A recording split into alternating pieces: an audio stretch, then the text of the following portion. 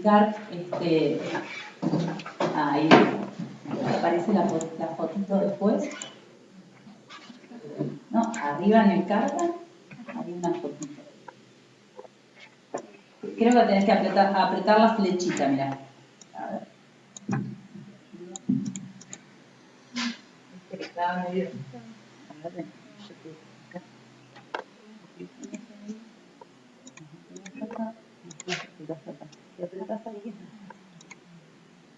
bien. Bueno, para que se entienda y podamos participar todos, la biomecánica del tobillo, sobre todo, es un cardan porque lo que hace es un sistema mecánico que hace rotar dos partes del cuerpo, en este caso el pie, ¿sí? Va a generar movimientos en la pierna y la pierna con movimientos en el pie, están relacionados y no son ejes coaxiales, que quiere decir que van en la misma línea, sino que si yo estoy parada, mi pie está de forma horizontal, mi pierna está de forma vertical, lo que yo haga en el pie va a repercutir en mi miembro inferior. Y lo que yo haga en mi miembro inferior va a repercutir en el pie, ¿sí? Y acá puse algunos ejemplos de los movimientos, más de uno está familiarizado con los movimientos, para que se entienda qué movimientos hace el pie. Fíjense que son varios, como la dorsiflexión, que es cuando los deditos van para arriba, la plantiflexión, que es cuando van para abajo, la famosa supinación y pronación de los corredores, ¿sí? Muy nombrada, que es donde el dedo gordo en la supinación se va hacia el techo, el dedo se va hacia el suelo en la pronación, y después tenemos, si miramos al pie desde atrás, cuando el dedo gordo se va hacia adentro del eje del cuerpo, se llama aducción, y cuando se va hacia afuera, una abducción, ¿sí? Todo esto nos sirve, ¿para qué? Para ver que es un conjunto de movimientos que nosotros tenemos en el cuerpo, y que además la biomecánica estudia las fuerzas, tanto internas y externas, que se relacionan con el cuerpo. Por ejemplo, una persona que en algún momento viene al consultorio porque tiene, por ejemplo, una fascitis plantar, y uno haciendo una anamnesis y haciendo una clínica, se da cuenta, y la gente comenta obviamente, que en poco tiempo, por ejemplo, ha variado su peso, ha estado con mucho trabajo y se ha alimentado no de forma variada, y encima empezó running, sobre todo después de la pandemia, o trekking, o caminatas, y se compró un calzado nuevo. Entonces tenemos varios factores ahí, tanto intrínsecos como extrínsecos, que van a generar que nosotros tengamos una lesión, por ejemplo, ¿sí? Entonces, bueno, la idea es que se relacione todo. Eso es la biomecánica, ¿sí? Volvemos para atrás ahora. ¿Para qué nos sirve conocerla? Acá puse una foto, que no es solamente una simple foto, sino que se pueden ver varias cuestiones acá. Entonces, ver que con esto simple se pueden detectar varias cosas. Entonces, no solamente, por ejemplo, ir a un consultorio para decir piso para adentro, ¿sí? La famosa pronación, sino que ver que además o sea, conocer nuestro cuerpo y entender por qué pisamos para adentro, ¿sí? ¿Qué es lo que va a generar? Nos va a prevenir lesiones y nos va a mejorar el rendimiento deportivo, sobre todo, ¿sí? Entonces, en esta simple foto nosotros podemos ver varias cuestiones de esta persona. Además de que pisa para adentro, tiene un valgo de rodilla, que quiere decir que se juntan un poquito, ¿sí? Tiene una rotación interna de cadera importante, un glúteo izquierdo que está con un poquito menos de fuerza de lo que necesita para mantener esa pelvis estable. Entonces, todo este análisis a nosotros nos va a detectar cuestiones de base para ver el problema que tiene la persona que hace la consulta, ¿sí? Entonces, ¿por qué? Volvemos a biomecánica, que quiero recalcar esa foto de este corredor muy conocido, ¿sí? Que fíjense cómo acá unimos todo el cuerpo, porque es una persona que ha ganado muchas carreras de atletismo con prótesis, digamos, de rodilla hacia abajo. Entonces, qué importante que es tener el resto del cuerpo en equilibrio y no solamente las piernas, un buen gemelo, un buen cuádriceps, ¿sí? Bien, ahora sí, gracias. Bien. Refiriéndonos a todo esto, vamos a hablar de lo que es la pisada ideal, ¿sí? Sí, no fuimos a calzar, ahí está. Volvemos a lo que es supinador o pronador, ¿sí? El primer título del verde. Me gustaría que acá todos nos paremos, ¿sí? Y hagamos un ejercicio, si les parece, para que se vayan con esta información en sus cabezas. Tenemos nosotros en el pie un eje, ¿sí? Que es el blanco, la línea blanca. A nosotros nos delimita los momentos que nos van a generar mucha pronación o los momentos que nos van a generar mucha supinación, ¿sí? Y el centro de presión, que es aquella linita roja, nos determina cómo nosotros transferimos la fuerza en nuestro pie.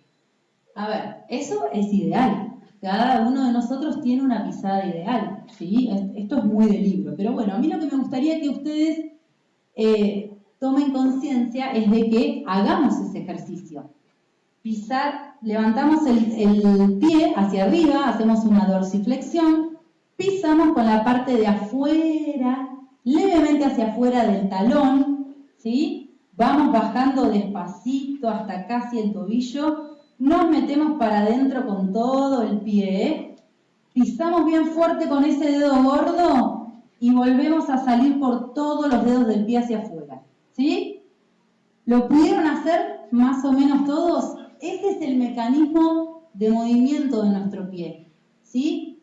Entonces, no es que uno es netamente pronador, netamente supinador. Tomen asiento si quieren ahora. Esto es muy importante que me pareció recalcar porque es una cuestión también que se va, últimamente las zapatillas le están sacando más una pisada neutra, ¿sí?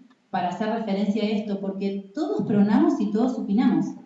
Ahora, que lo hagamos por demás y estemos más tiempo pronando, que es generalmente el 85-90% de las personas, que estemos un poquito más de tiempo pronando, quiere decir que hay una demanda mayor muscularmente, que quizá nos genere una lesión. Entonces hay que encontrar el problema de por qué estamos pronando por demás, pero no es que somos pronadores y supinadores netamente. Obviamente que hay pacientes y gente con cuestiones características que sí lo hacen, ¿sí? Pero bueno, esto es para que sepan que todos entonces supinamos y pronamos, ¿sí? Pero hay que saber el porqué de lo hacemos de más. Volvemos atrás. Entonces, conocemos nuestro pie. Esto es un título bastante complicado. No me interesa que se lleven el título, sino que al hablar de este eje que recorre nuestro cuerpo, tenemos que saber que este mecanismo de Windlass, ¿sí? Que fue descubierto en 1954, es muy importante y es la biomecánica básica de nuestro pie. O sea, si nosotros tenemos un mal funcionamiento de Windlass, generamos o un exceso de pronación o un exceso de supinación, ¿sí? Para que se entienda, lo vamos a hacer con los dedos, el pulgar y el primer dedo, ¿sí? Todos lo vamos a poner juntitos a esos dedos y el mecanismo este se divide en 3 fases. La primera fase es que el pie se prepara para colocarlo de lleno en el terreno. Ustedes imagínense una persona corriendo, levanta el pie y lo tiene que preparar para que cuando aterrice reciba el impacto, ¿verdad? Entonces, la primera fase es de aterrizaje, que es cuando yo voy corriendo y hago una dorsiflexión del dedo, del primer dedo sobre todo, y empiezo a estirar y voy a ir separando mis deditos.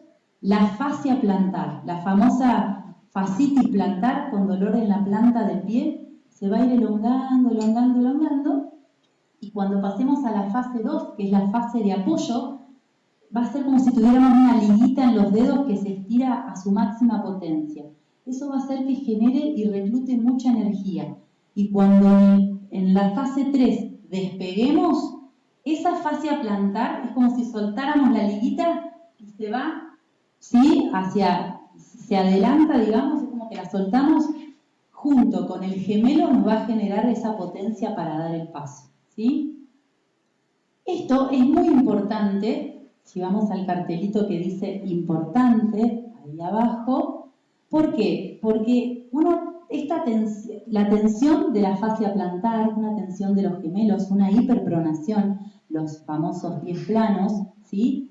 Esto puede generar que anulemos ese mecanismo de Windlass. Entonces nos quedemos todo el tiempo ahí aplastaditos en el piso y no podamos generar esa potencia que necesitamos para salir y para dar el paso, ¿sí? Y que nos va a dar la eficiencia en la carrera, en mantener muy poco tiempo de contacto en el suelo y más tiempo de vuelo, que son las fases de la marcha, ¿sí? De los pasos. Volvemos otra vez. Bien, entonces, ¿qué evaluamos? ¿Sí? A la persona la tenemos que evaluar de muchas maneras. Una exploración con carga, que es una bipedestación, o sea, en la bipedestación, ¿sí? Porque ahí, con el peso de la gravedad, nos va a determinar hacia dónde se va ese pie. Previamente, habiéndolo evaluado en descarga, sin gravedad, para ver los ejes de ese pie cómo están, ¿sí? Si hay una alteración funcional, si hay una alteración estructural, si hay una articulación del primer dedo, como dijimos, que es la más importante para dar el paso, que esté hipermóvil, que esté rígida, ¿sí? Que esté limitada. O sea, hay infinidad de casos que nos dan distintos resultados.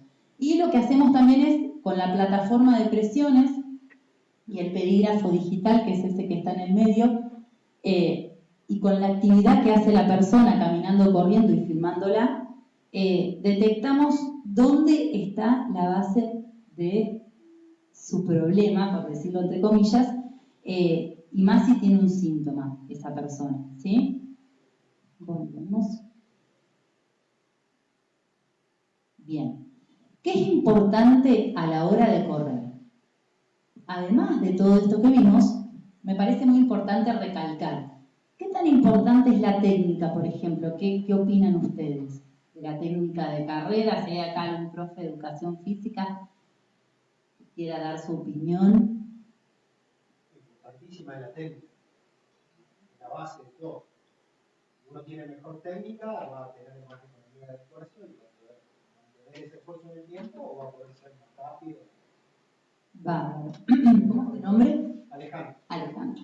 Bueno, Alejandro, coincido con vos y no tanto. Está bárbaro el tema de la técnica de carrera. Se han hecho estudios recientes que hablan de que es muy importante la técnica de carrera, pero siempre y cuando manteniendo un equilibrio en todas estas cuestiones, ¿sí? Nosotros, ¿por qué puse tiempos de elongación fluash? RPG, digamos, una técnica que, bueno, yo particularmente la hice muchos años, pero es una técnica manual, ¿sí? Que habla de la elongación neuromuscular, que es muy importante, y habla del fluash, que es como el tiempo necesario justo para elongar el músculo, ¿sí? A mí me gustaría que todos, en este caso, se lleven esto que es muy útil, que es que un músculo no trabaja de forma óptima si no está bien elongado. O sea, todos los músculos de nuestro cuerpo tienden a la retracción, ¿sí? Al acortamiento. Nosotros pasamos caminando por un lugar, no sé, explota una bomba y lo primero que hacemos, nos hacemos chiquitos, todo nuestro cuerpo se contrae. Tenemos una lesión, tenemos una tendinitis, por ejemplo, de bíceps, y no vamos a poder estirar el brazo. O sea, lo vamos a tener así porque tenemos mucho dolor. Entonces, son muy pocos músculos del cuerpo que tienden a la hipotonía, ¿sí? Que los puedo nombrar, que son los abdominales, los famosos ravioles, que si no estamos todo el tiempo haciendo ejercicios y abdominales, no se nos marcan en el cuerpo, los músculos del suelo pélvico, ¿sí? Sobre todo las mujeres luego de algún embarazo, y además con el tema hormonal, va generando hipotonía, el famoso salero, que es el tríceps sural, que también cae, digamos, y el aductor, ¿sí? Son poquitos músculos que tienden como a cortarse, pero al mismo tiempo a perder tono. En cambio, si nosotros no elongamos, podemos arrancamos, por ejemplo, el tema, hubo un antes y un después con el tema de la pandemia, que yo lo vi mucho en el consultorio, que era que la gente quería estar mucho al aire libre. Entonces, de pronto, arrancaba con grupos de running, que me parece fantástico, pero a la semana arrancaban con pasadas muy intensas. un músculo que estuvo haciendo un home office, sentado, o sea, todo el año, yendo y viniendo, pocos tiempos que tenemos hoy en día de llevar a los chicos quizás al colegio, venir a casa, dejamos la computadora, bueno, listo, me pongo la ropa de running y me voy. Es como que no, paremos. El músculo tiene que estar elongado previamente, ¿sí? Si no, no va a generar, podemos hacer millones de sentadillas, pero si ese cuádriceps no lo elongamos, y ahí voy con lo de la técnica de carrera, perdón, me fui de tema, por más técnica de carrera que tengamos, no lo vamos a poder levantar. O sea, no vamos a poder hacer una buena zancada. Si nosotros tenemos una elongación óptima y además generamos fuerza, generamos potencia y hacemos, por ejemplo, músculos intrínsecos del pie, si tenemos una primera cabeza del metatarsal rígida, después la técnica sola sale bien, ¿sí? Entonces, es muy importante tener esto todo en equilibrio, ¿sí? Pero sobre todo la elongación. Por ejemplo, en una periostitis tibial, es un caso que las famosas periostitis tibiales de los corredores, que es el dolor, si alguno no lo sabe, de la parte anterior de la tibia. Y son personas que tienen mucho dolor y están mucho tiempo tratando de salir de esa sintomatología. Entonces, una de las primeras causas que se ha comprobado es que no es de impacto, porque muchas personas dicen, bueno, tenés que cambiar las zapatillas quizá, porque estás impactando con el suelo, o no corras más en asfalto, corre en calles de tierra, por ejemplo, ¿sí? Y en realidad, no, el impacto, digamos, no genera la periostitis tibial, sino la tracción muscular, ¿sí? Por ejemplo, si nosotros tenemos un cuádriceps debilitado, pero empezamos a entrenar y de pronto nos dice, bueno, pero tenés que mejorar la técnica de carrera, levantamos la rodilla. Esa rodilla levantada, cuando caiga al suelo, la tibia nuestra se va a querer ir hacia adelante. Y el cuádriceps, que no tiene mucha fuerza, no la va a poder frenar. Entonces necesita ayuda de otros amigos, de nuestro amigo el sóleo, que es el que genera el 90% de los problemas en los pies. Ese sóleo que se inserta dentro de sus inserciones en la membrana interósea que une la tibia con el peroné, va a empezar a traccionar de ese hueso y va a generar una periostitis. Entonces, además de cambiar el calzado, tenemos que elongar ese sóleo, masajearlo, ¿sí? Y además, después de eso, darle fuerza. ¿Se entiende? Entonces, lo importante acá es saber la base de nuestro problema para poder mejorarlo, no ir al síntoma, sino biomecánicamente, ¿qué es lo que yo tengo? ¿Qué factores están influyendo para que tenga una periostitis tibial, por ejemplo? ¿Sí? Volvemos. Bien. Y ahora voy a hablar del calzado. Acá hicimos como una flyer, no sé cómo se diría, una foto de la anatomía de una zapatilla para que, bueno, el que no está en el tema empiece a meterse en el tema si es que le gusta el running o el trekking o demás, porque el calzado es muy importante, ¿sí? Y fíjense todas las partes que tiene un calzado. Los cordones, el upper, que es como la parte de arriba, digamos, abajo de los cordoncitos, la puntera, la suela, la media suela, el arco, la amortiguación, el talón, el contrafuerte, el cuello o la malla, ¿sí? ¿Para qué es importante saber todo esto? Porque las características... Bien, me gustaría hablar un poco de eso, porque está bueno saber qué es lo que tenemos que tener presente en un calzado, ¿sí? Viene mucha tecnología ahora, vienen muchos tipos de calzado, habíamos hablado de lo que es pronación y supinación. Lo primero que tenemos que saber es para qué vamos a necesitar esa zapatilla. ¿Yo dónde voy a correr? ¿Vivo en una ciudad? ¿Tengo asfalto? ¿No tengo calles de tierra? ¿Vivo en la montaña? ¿Tengo una barda como la de Neuquén, que es como mucho polvo, arcilla, me resbalo cuando corro? Necesito saber dónde voy a entrenar, ¿sí? A partir de ahí tengo que ver, bueno, además de saber cómo piso, porque lo relaciono con la cantidad de ojalillos, hay mucha gente que viene al consultorio con unas zapatillas que están bárbaras y tienen un montón de tecnología en la suela, en la media suela, en el arco, en las costuras, pero tiene 4 ojalillos nada más para atarnos los cordones. Entonces, las líneas de tracción son pocas, y más si yo tengo un tobillo inestable. Y si yo tengo un pie plano que se me va mucho hacia adentro, necesito un ajuste porque seguramente me voy a esguinzar en algún momento con ese pie, tengo que tener muchos agujeritos en las zapatillas para poder ajustármela bien, ¿sí? Después, las costuras, los logos, si está impreso o no. Hay muchos casos, generalmente en los niños, lo que yo por ahí recomiendo es las zapatillas Nike, ¿sí? Que no tienen costuras, porque si ustedes le ven el loguito al lado de Nike, solamente está pegado a la zapatilla, y tiene toda una tela adelante. Estas son zapatillas, por ejemplo, que recomiendo para los niños, que siempre digo que pueden movilizar los dedos adentro del calzado. Entonces son zapatillas que, por eso es muy importante fijarse si tiene una costura en el medio pie, que sería la parte del tobillo, si nos va a ajustar. Si peso 60 kilos y soy rapidísimo y apenas toco el asfalto porque tengo un tiempo espectacular, no voy a necesitar una zapatilla pesada se entiende, con buenas costuras. Voy a necesitar una zapatilla que me lleve a la posición más parecida a estar descalzo en una persona rápida y liviana. ¿Se entiende? Entonces, tenemos que saber cuánto pesamos, porque después de los 65, yo generalmente, se divide en 3, pero generalmente hago un resumen de menos de 85 kilos y más de 85 kilos, más que nada porque acá, quizá hoy en Argentina, no se consiguen muchas zapatillas. Entonces, dentro de lo que hay, tenemos que ver y clasificarlas, ¿sí?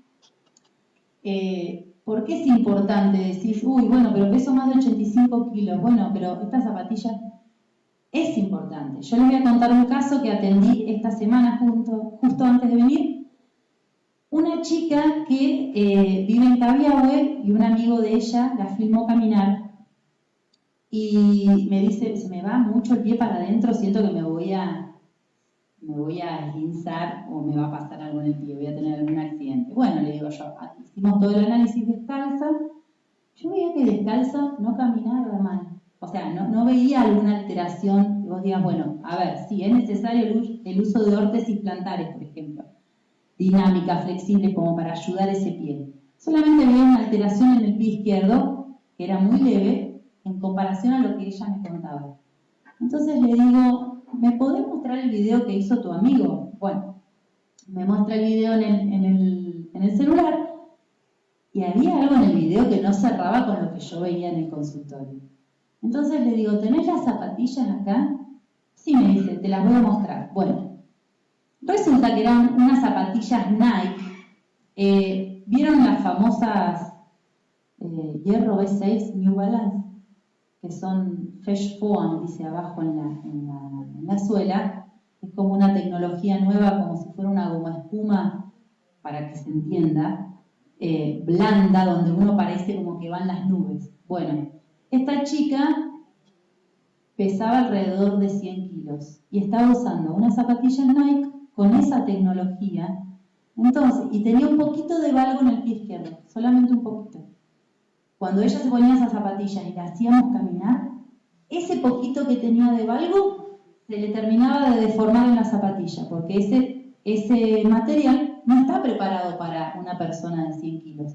Está preparado para alguien que tenga menos de 75 kilos y que corra muy rápido, y que encima corra no en zona de piedra, sino en zona llana, ¿sí? Entonces se entiende eso, que fue un calzado, un factor externo, puede haber terminado mal en ese paciente. Entonces, por eso es muy importante ver todas estas cosas.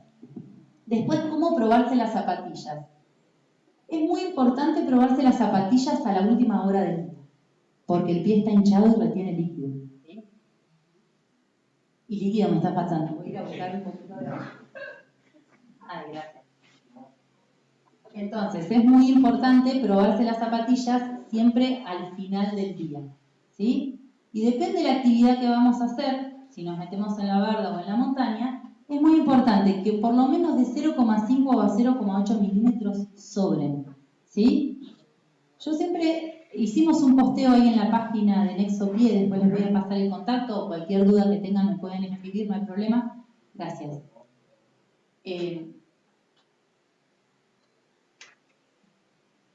Si nosotros, por ejemplo, hacemos barda, vamos a necesitar unas zapatillas con buenas punteras, por ejemplo. Pero al mismo tiempo que sea un poquito grande, porque ese pie se hincha y esa uña va a chocar contra la zapatilla y después tenemos lesiones muy importantes.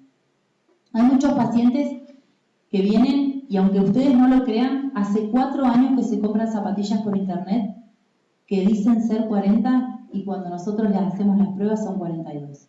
Entonces, hace 4 años que sus dedos están chocando con las zapatillas y, o sea, el pie es una de las partes del cuerpo que crece toda la vida. Entonces, lo que tienen que tener presente es medirse el pie, probarse bien las zapatillas, sacar la plantilla de la zapatilla. Una vez que las sentimos cómodas y sabemos qué tipo de zapatillas tenemos que usar, nos la probamos, caminamos un poquito, sacamos la plantilla de la zapatilla, la ponemos en el piso, nos paramos arriba y dejamos esos centímetros que sobren. Así una zapatilla se usa para el deporte, ¿sí? Y es muy gracioso, en realidad gracioso no, pero la gente se sorprende porque hasta ellos mismos se dan cuenta de que les estaba quedando chica la zapatilla. Por eso es muy importante también tener los centímetros que tenemos en el pie y demás para poder, hoy en día que no se consigue acá, comprarlas por internet, ¿sí? Entonces tenemos las rodadoras, lo que habíamos hablado, de lo que es el drop. El drop, ¿saben lo que es? La parte de atrás de la zapatilla, que es como la diferencia que hay entre la parte de la puntera, la parte de adelante, y la parte del talón, ¿sí? El drop, por eso están clasificadas en 3. Las rodadoras son las que tienen el drop generalmente más alto, que es la persona que recién arranca a correr, ¿sí? Y que quizá está, generalmente a medida que uno va corriendo y se va enganchando en la actividad, como toda actividad de deporte, va bajando de peso, quizá va modificando su manera de alimentarse, entonces va generando más eficacia a la hora de correr, entonces va a terminar usando otra zapatilla. Pero para arrancar, está bueno siempre usar las rodadoras. Después tenemos las mixtas, que es un ritmo un poquito más de competencia, que es un drop un poco más bajo. Y las famosas voladoras, que es, bueno, hoy en día hay algunas que se usan en drop 0, que es una disciplina que se está implementando mucho, correr como si fuéramos descalzos, con los dedos al descubierto a veces en algunas zapas, que se los llama también minimalista de alguna manera. Pero bueno, siempre teniendo en cuenta que a medida que nosotros avanzamos, ¿sí?, en la técnica de la carrera, en mejorar nuestra potencia muscular, como decíamos, la resistencia y demás, podemos ir avanzando en el tema de la zapatilla, ¿sí? Otra cosa importante que hay que tener en cuenta es que no todo es global esto para todo el mundo. Si una persona tiene muchos problemas del tendón de Aquiles, ha tenido cirugía, se le ha cortado el tendón de Aquiles y demás, el drop de 8 a 12 milímetros, que es un poquito alto, va a ser beneficioso para mí. Yo no puedo ponerle a esa persona un drop bajito, porque esa tensión que tiene constante en el gemelo va a hacer que le genere más lesiones, ¿sí? Entonces, por eso es importante saber cómo es nuestro cuerpo y conocerlo, sobre todo, ¿sí? Y finalmente vamos a hablar de la suela, ¿sí? ¿Se acuerdan que hablamos de lo que era? Porque acá no se ve, pero en esta foto creo que se puede acercar un poquito.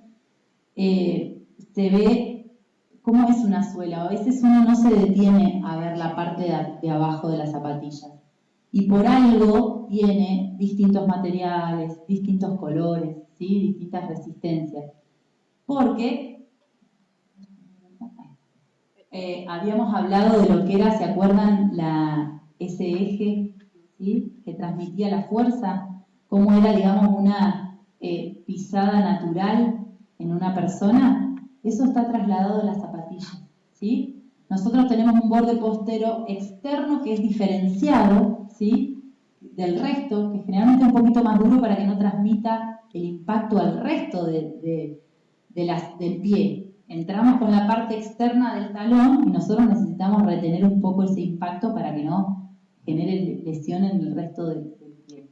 Después la parte interna de la zapatilla siempre va a ser un poco más rígida. En realidad rígida no sé si está bien decir esa palabra rígida, sino que tiene un poco más de absorción de impacto, porque se acuerdan que dijimos que entrábamos al piso con la parte externa del pie, vamos hacia adentro, y en ese ir hacia adentro necesitamos no solamente de músculos previamente trabajados que nos vayan frenando esa pronación, que son los músculos supinadores, sino que además un buen calzado que absorba ese impacto, ¿sí? Y después habíamos dicho que salíamos otra vez a dar el paso por la primera cabeza del metatarso, que es el dedo gordo, ¿sí? Entonces, en la zona más rígida vamos a tener la parte del dedo gordo y de las otras cabecitas de los restantes dedos, una parte más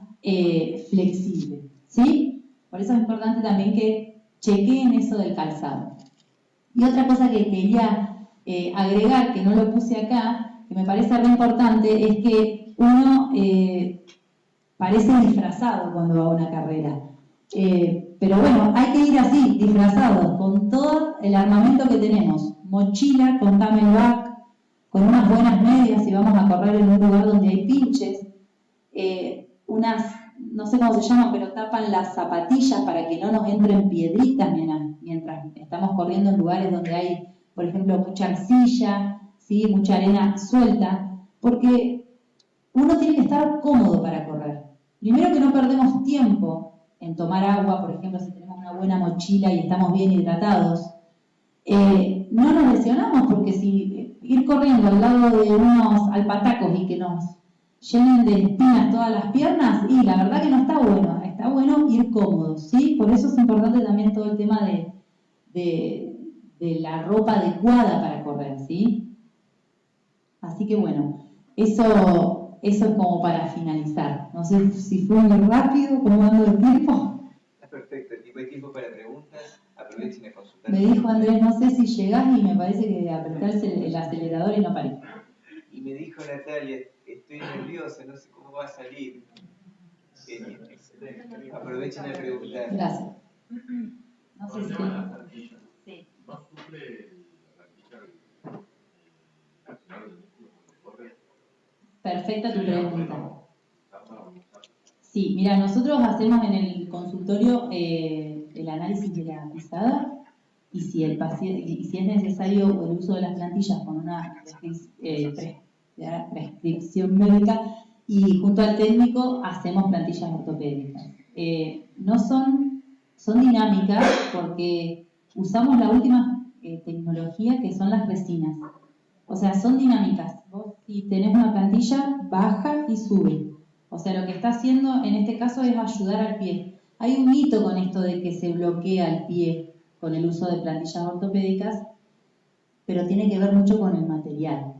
Si nosotros ponemos un arco, que es donde está la fascia plantar, que yo les contaba que se tiene que estirar y después ¡tum!, soltamos y largamos el paso, no podemos ponerle un arco duro como la mesa, ¿sí? Porque ahí sí nosotros estamos bloqueando el pie. Pero si nosotros acompañamos ese movimiento con un objetivo de tratamiento, o sea, la plantilla en algunos casos no es permanente, es un objetivo de tratamiento. Si nosotros tenemos una fascitis plantar, volvemos, o un espolón, por ejemplo, que son los famosos dolores en el talón, la idea es que vos digas, ¿por qué yo tengo eso? Bueno, lo empezamos a trabajar. Bueno, sacamos la plantilla. ¿Duele? No. Y bueno, la plantilla no se usa más. Pero es una ayuda en el momento, ¿sí? No sé si respondí a tu pregunta. Yo hice plantillas ahora me quedan muy ajustadas con las zapatillas que tenía, porque no sé si están conectadas. O sea, hice todo en San Martín. Me cuesta usarla con las otras, las tengo en un par de zapatillas porque en las otras la verdad que me quedan como demasiado ajustadas, es como que tendría que comprar zapatillas nuevas, pero puede ser, no sé si... Bien, ahí hay que ver en realidad, como viste que yo te decía lo de la plantilla de la zapatilla, bueno, ver si es tu medida para vos, la plantilla, corremos la zapatilla de lado. Después, si la vas a usar para correr nada más y cumple con todos esos parámetros de que te quede 0,5 a 0,8 milímetros, tanto adelante como atrás, bueno, recién ahí vemos la zapatilla, ¿sí? Que sea acorde. La idea siempre es, por ejemplo, nosotros tratamos de hacerlas finitas a las plantillas, cosa de que el paciente en realidad saca la plantilla de la zapatilla y coloca la de la ortopédica, claro. Eso No, yo no corro, o sea, yo no corro. O sea, yo nado. Sí, habías dicho que nada. No, en realidad tengo un problema en la rodilla, que yo no sé si puede ser por la misma pisada o que me hice resonancia. La rodilla no tengo nada, pero me duele. ¿Te duele? Igualmente ahora con las plantillas también. Sí. No mermó. Yo siempre le digo a los pacientes que todo va evolucionando, ¿sí? La tecnología de la medicina también. No hay que sufrir, ya no existe más esto de que nos ponemos la plantilla y estamos, un mes con dolor hasta que me acostumbré a usarla. No existe más. La plantilla tiene que ser como, ¿vieron la placa de relajación del odontólogo? Que bruxamos dolor de cabeza, ¿dónde está Colo? Nos hace la placa de relajación y al otro día nos levantamos como nuevos, ¿sí? Quizás no sé si como nuevos, pero diciendo, bueno, realmente la tengo que usar porque me siento aliviado. Bueno, la plantilla es igual. O sea, uno se la tiene que colocar, no les digo instantáneo, pero por lo menos de 7 a 10 días de adaptación tiene que tener. No tiene que doler y enseguida vos tenés que sentir un cambio. ¿Vieron cuando hablamos de llevar el pie al piso? ¿Sí? Voy a hacer un ejercicio más con todos. ¿Se pueden parar otra vez? Perdón, ya los dejo descansar, ya termino. Bueno, vamos a hacer una pronación excesiva, ¿sí? El arco interno de nuestro pie lo vamos a tratar de llevar al piso lo más que podamos. Lo más que podamos, ¿sí? Y quiero que todos piensen, algunos pueden cerrar los ojos para sentir mejor, qué pasa con nuestra rodilla y nuestra cadera, ¿sí? Si hacemos fuerza con el dedo gordo al piso, ¿se siente tensión?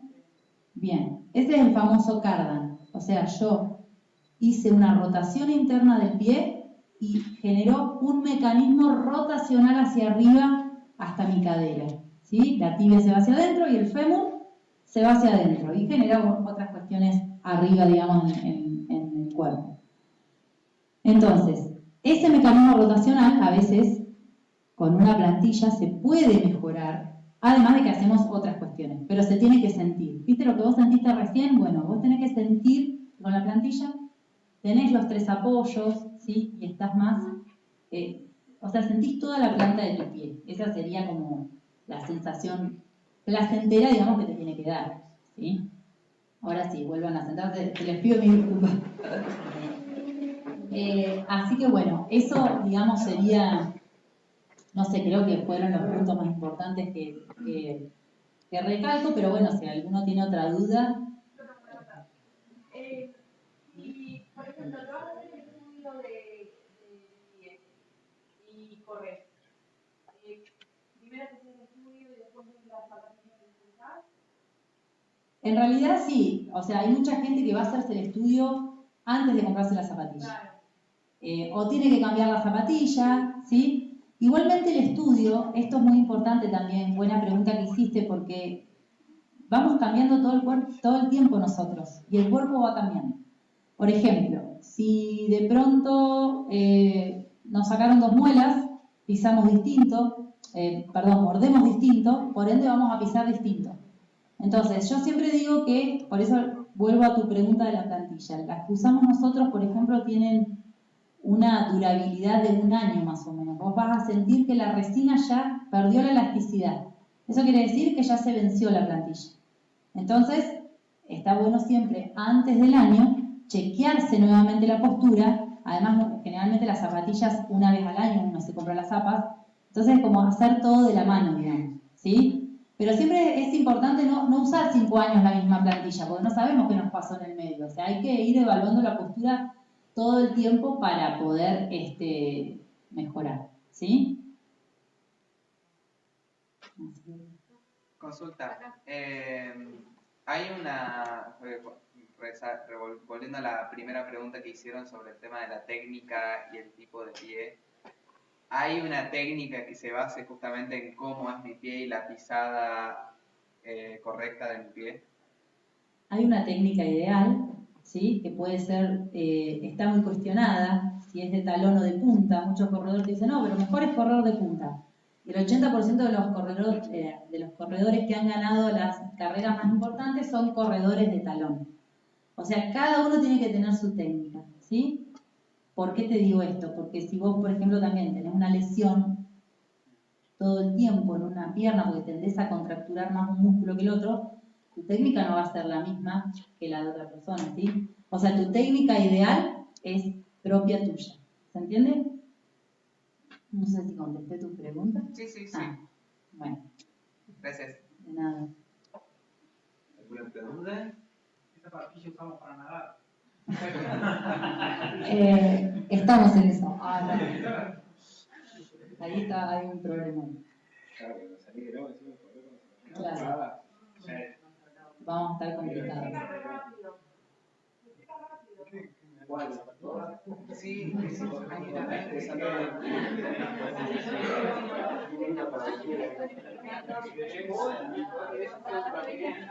Mañana venimos a las 4.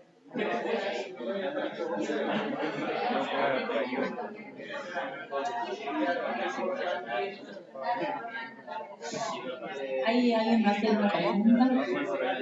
Todo esto que está